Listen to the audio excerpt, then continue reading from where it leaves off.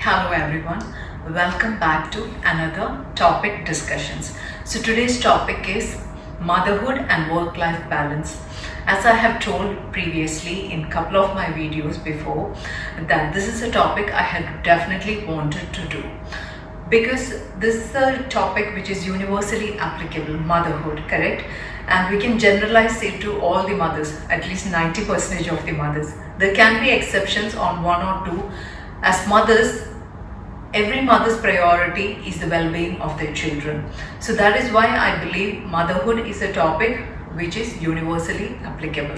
So under mother life and not mother life. So under this topic of motherhood and work-life balance, when I went to India recently, I came across a lot of my cousins who are new mothers and who are trying to juggle between their work life and motherhood, and they had so many unanswered questions, and they had so many confusions with regard to decision making and whether the decisions that they are making are whether it's right or wrong, how many of their decisions need to be interfered by the elders, how much they have to listen to the elders, how much they have to listen to the other family members, how much they have to listen to the internet or the media or the teachers or even the society as a whole. So, and on top of that, they have to manage their work and the overall well-being of the family. So a lot of confusions and a lot of juggling is happening in their life, and they even personally came to me and they were trying to understand from me how I was managing as a new mother and a working person, how I tried to balance my life, and how did I tackle the challenges of my mother, of me being a first-time mom and working, and how did I try to bring about the balance between the two. So when I met all these people and my cousins and even their friends and all that, I realized that there is an increasing number of women out there who are, especially who are new mothers, who are who are under a lot of confusions and stress, and which is creating a lot of stress in their life, and which is again then impacting their children and their overall family well-being. So that is the main reason why I wanted to do this topic after my interaction with many youngsters during my last visit to India. And before you go ahead and watch this video, I want you to watch my two previous videos on marriage and success of a marriage, like a marriage checklist and success of a marriage, or being in a successful marriage. You have to go through those two videos before you come to this video, because in those two videos we are looking at minimizing problems in a marriage situation. Because ideally in a traditional setup or even otherwise, we are looking at motherhood after the marriage. So we are trying to reduce as much as baggage as possible before we enter the next phase of our life called the motherhood. Okay, so I want each one of you, especially who are the mothers, to go through my previous videos on marriage checklist and success of a marriage, so that the additional baggages are reduced and we can focus on the work-life balance and the motherhood. Today's video, I'll be discussing 5 points under this topic, and again I have sought help from a lot of professionals out there, especially who are specialists in parenting, and who are I would say professionals who are like psychological professionals or counselors who provide counseling to people, and therapists, and all those people have sought help, or I've discussed this topic with many professionals out there who has given me points to discuss, which I believe are would be helpful for whoever is trying to seek help in this particular topic. Again, as I always mention, there are humpty number of discussions available out there, whether it's in the internet or in the form of books or even people's discussions in media. You can find humpty number of information regarding this particular topic available to you at your fingertips. You make your own rational thinking and decide which topics you want to decide or you want to listen to, and which topics you do not want to listen to. So it's your own rational and judgment. So be clear about those things before you proceed watching with the video. Again, the points included here are completely my personal views and points combined with the professionals' views and my own experiences. Okay, so yeah, let's dive into the topics. The 5 points that I'm going to cover here are, starting with, there is no balance. Okay, there is absolutely nothing called work-life balance. That's the first point. Second point is stop comparisons. Third point is limit interferences. Fourth point is adapt and customize. Fifth point is work life. Okay, so the 5 points that we are going to discuss here today under the topic of motherhood and work-life balance are these. Okay, so let's begin with the first point, that is, there is nothing called work-life balance. Trust me, when people say you have to achieve this thing called work-life balance, first of all, there is nothing called work-life balance. You can never achieve a balance. You have to just make your own decisions which are feasible to your own family, to your own circumstances, to your work life and work culture. You have to make your own decisions. Discuss with your spouse. Take a feasible decision that is appropriate for your own family and for your own circumstances. Okay, and if that decision is not working for you, fix the decision, correct it. No, first implement your decision. Okay, make the decision, discuss with your spouse, make the decision, implement the decision. Then if the decision is not working, look at the alternatives and correct your decision. Correct the decision and repeat. That is for me, that was the best thing that I could execute. Okay, I could never find a balance between my work and my motherhood. So you have to just make decisions which are absolutely correct and feasible for you. If the decision is not working, fix the decision and repeat. For every situation, you have to make your own feasible decisions which is appropriate for you and for your circumstances. If it's not okay, for example, you and your spouse decide to send your child to to a pre-KG. Okay, I think pre-KG is applicable for children who are around 3 years old and below 4 or 5 years old. The KG starts with the 4-year, 5-year, like that. Yeah, for KG1 starts with 4-year-old, KG2 is 5-year-old. So pre-KG is for children who are 3 years old. And you and your spouse decide to send your child to a pre-KG. You start sending your child, and if the child is not consistently happy and is not able to adjust to the pre-KG or the daycare center, wherever you have decided to send your child to, and is consistently not happy going there and is throwing tantrums after you send the child to the play area and welcome, you can understand the changes that that particular situation or institution is bringing to your child. Like, as a parent, I'm sure you should be able to gauge or understand the changes that is happening in your child. And if you think that instead of making the child happy and grow and accommodate or adapt to a new surroundings, it is not helping him or her, then you change that decision of sending the child to the daycare. Either you can choose to find an alternative daycare or a pre-KG institution, or you can withhold sending the child to a situation and get a help to come home and take care of your child when you're working. So these are all decisions that you have to make, which is feasible for your own circumstances, correct? So you make a decision to send the child to the daycare center and it's not working. So you have other options to look at. What are the other options that I can look at?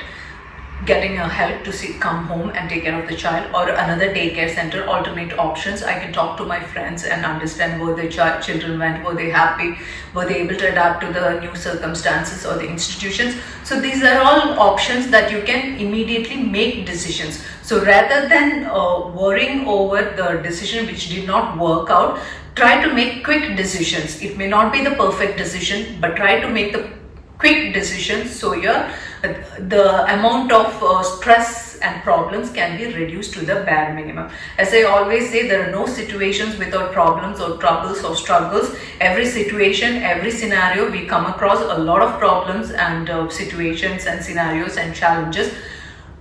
The ideal is to make the quick, easiest decision to resolve the challenges and move on. Okay. So here also we are trying to minimize the stress levels and challenges, and handle the situations in the best possible manner, resolve and move on. Okay, so there is nothing called, trust me when I say, there is nothing called work-life balance. You have to just make feasible decisions which are most feasible and helpful for you and your family and your children. So that's the first point. The second point is stop comparisons. Nowadays, I don't think many parents compare themselves or their children to their neighbors or to their friends. There used to be a scenario, I think 10, 20 years back, every child was compared to the classmates or the friends' children, or the children who scored the highest in the school or in the class. I don't think nowadays parents are much interested in those comparisons. They are mostly, that's what I'm seeing across with my own experience. What I'm seeing is most parents are pretty happy as long as their children are happy and they're catching up on their studies in whatever way they're good, and the parents are pretty convinced with that. Not many parents, I don't see many parents trying to compare their children or themselves or their lifestyle to their neighbors or to their friends, because the moment you start comparison, there is no limit for comparisons.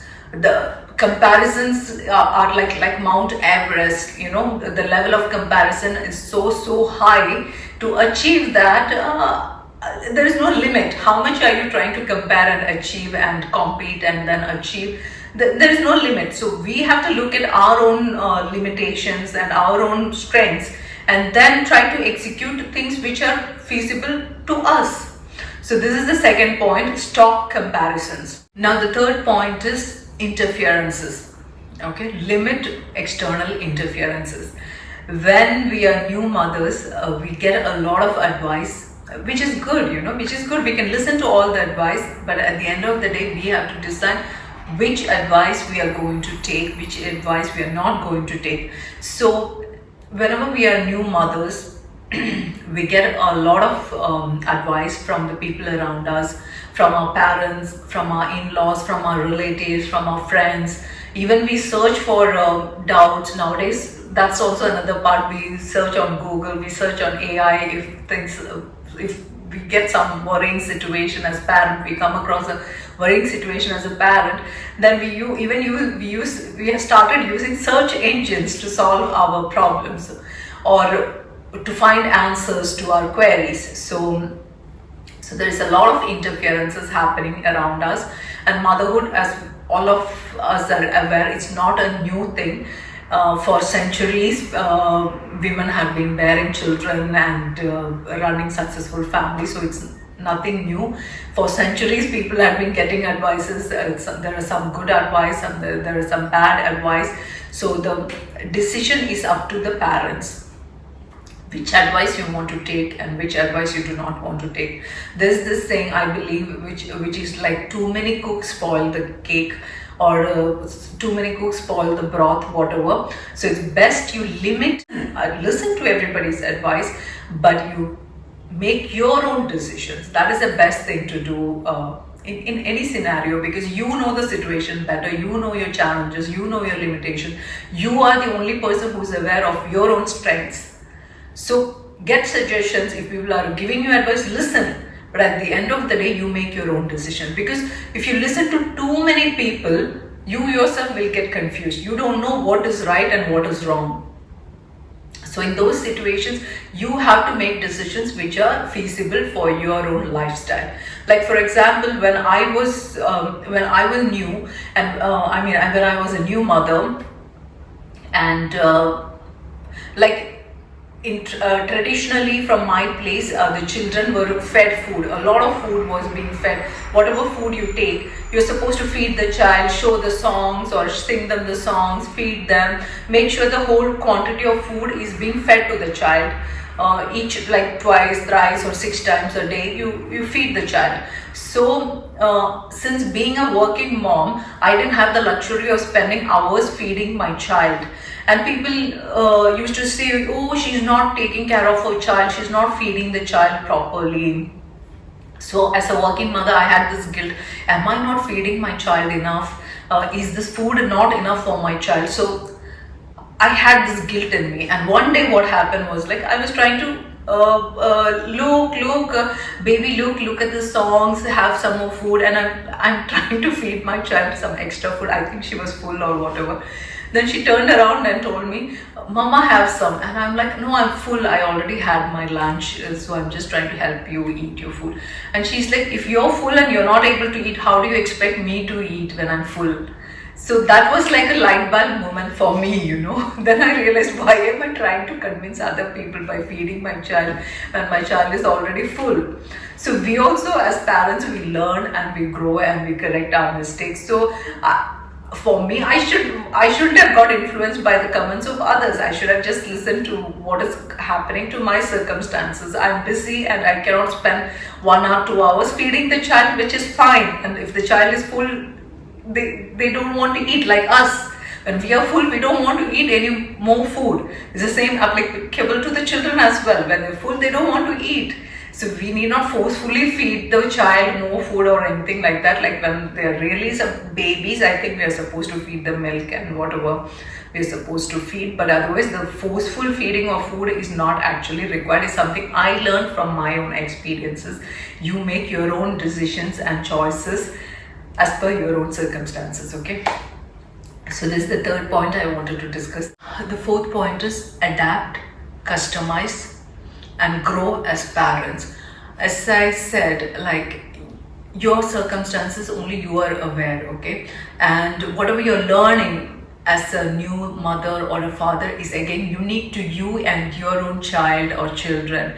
So you know what better things to be done and what better decisions to be made. You are the best person to decide at that moment. So, and it's important that we are open to changes. We are open to adapt ourselves to changing situations. Like when I said the example that I said regarding the daycare center, like if the decision is not working, then you should adapt yourself to change, correct?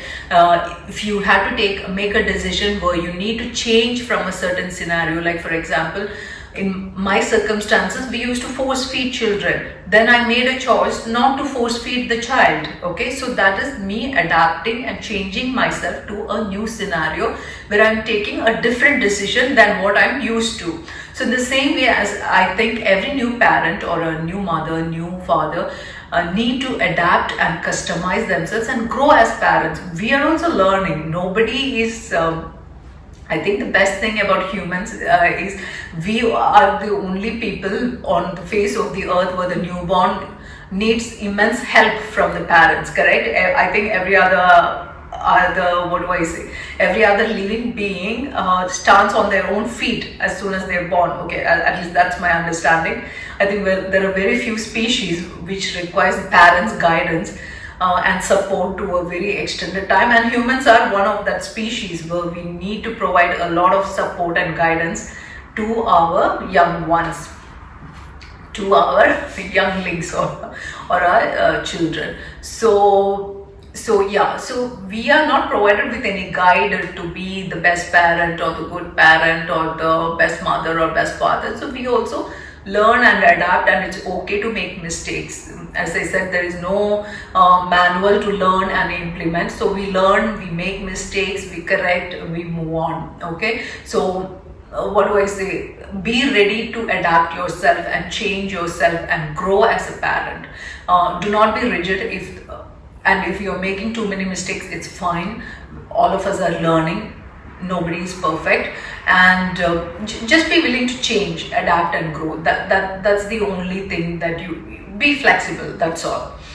So that is the fourth point I wanted to discuss here. And fifth point is work life. Okay, this is a very, very significant point in the current scenario, because what I understand is that in the history of humans, millennials are the generation of humans where the women are more educated. I think millennials are the first generation of human race where the females are more educated than the males. Okay, so we have an array, or we have a what do I say, huge number of women entering the workforce, and this is the first time that is happening in the entire history of humankind, where a huge number of women are entering the workforce and contributing to the economies. Okay, so we need women working for the betterment of themselves and the society and the country. They're contributing, like every woman who is working. Okay, now I'll come to the topic of Tradwife after this, okay, or women who does not want to work. I'll come to that very soon. So every woman who is working in an office or is running a business, who's contributing in any which way, or is what do I say, is earning money through YouTube, or now even that is a source of income, that is also a business. So yeah, so every woman who is contributing additionally, apart from taking care of her family and being a support system, is directly contributing to the economic success of the family, of the community, of the country. Okay, and right now there is a huge what do I say, influx of women who are entering the workforce. So that's why work life and motherhood and becomes a topic of discussion, because traditionally that was not the case, or that is not the case. And right now a large amount of women are entering the workforce, so hence the topic becomes significant to the new era. Now, when you have work life, the only way for a, what do I say, for a mother, especially a new mother, to handle work life, you need to have immense support. First of all, immense support from your husband, from your spouse. Okay, and this is one of the reasons why I did the previous two videos on marriage success and what do I say, marriage checklist and marriage success. Because you need your spouse to walk along with you through the entire motherhood. You need a spouse, a supportive spouse. Otherwise, you are going to be in a, what do I say, you will have to handle a lot of problems, challenges on your own without anybody's support. That is a very, very difficult situation to be in.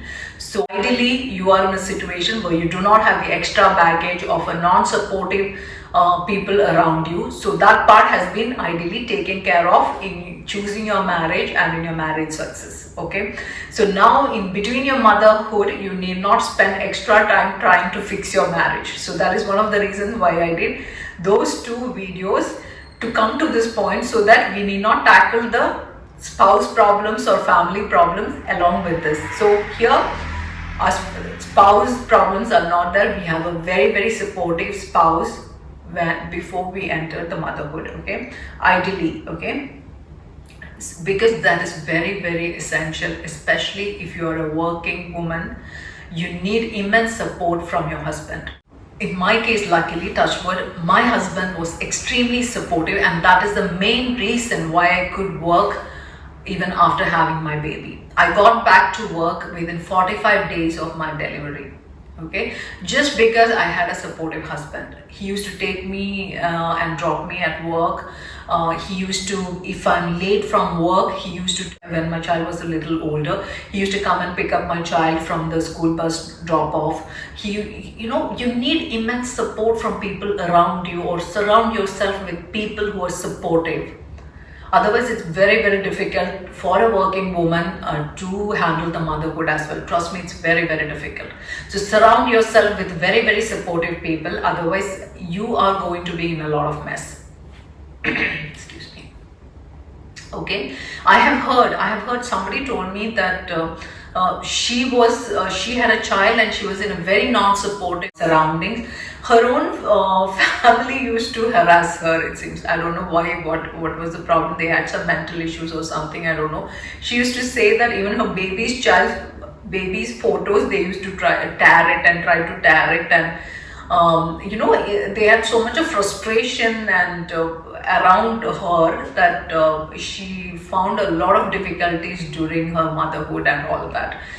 So, for example, I can give a lot of examples of from myself and my surroundings that can be useful. See, the primary intention of sharing these kind of things is to spread awareness and bring in awareness among people who are trying to tackle challenging situations, okay?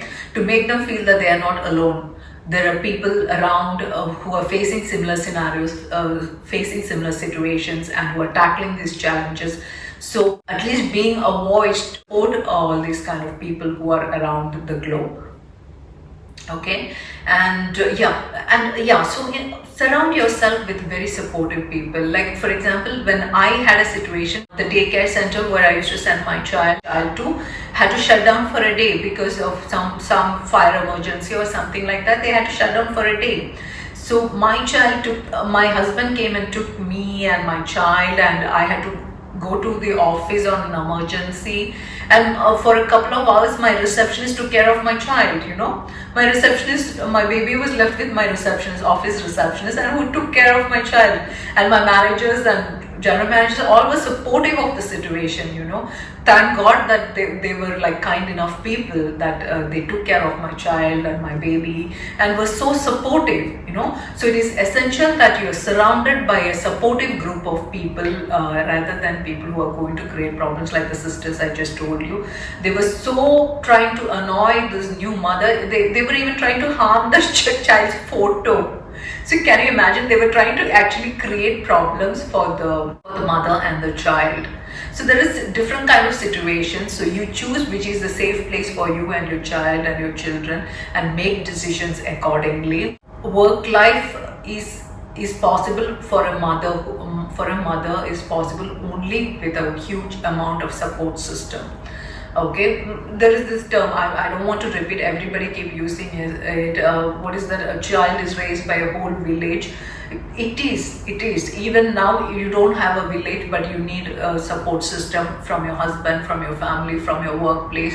You need a lot of support, otherwise it's very, very difficult to tackle the challenges and be a support system to the economic system of a country, of any country, for example.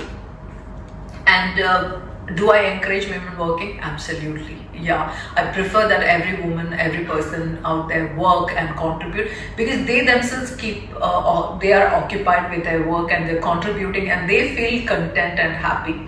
Now there is another group, there is a lot of discussions happening on the internet and offline about Tradwife, where women either they don't want to work, they do not enjoy working, or whatever their circumstances or whatever. There are a huge group of women who are not interested in working, which is also absolutely fine. I like that. As long as you're happy and you are content with whatever you're doing, please go for it. I like women who are sitting at home as well, who doesn't want to go out there and work. And if you're still happy with taking care of your home and your children, why not?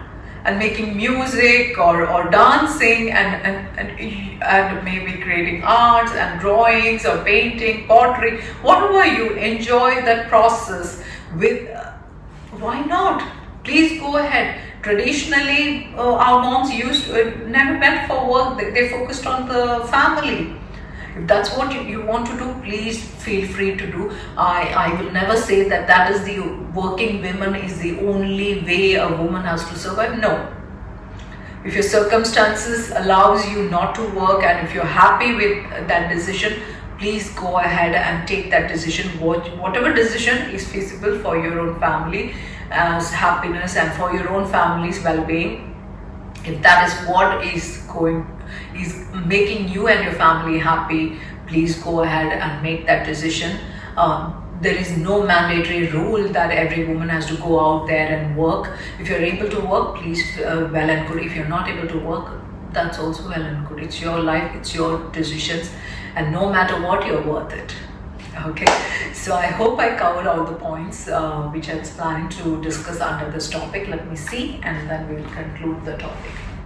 So I believe the topic is helpful to all the young moms out there, and to all the working women and all the non-working women, or to women in general. I hope this topic is helpful.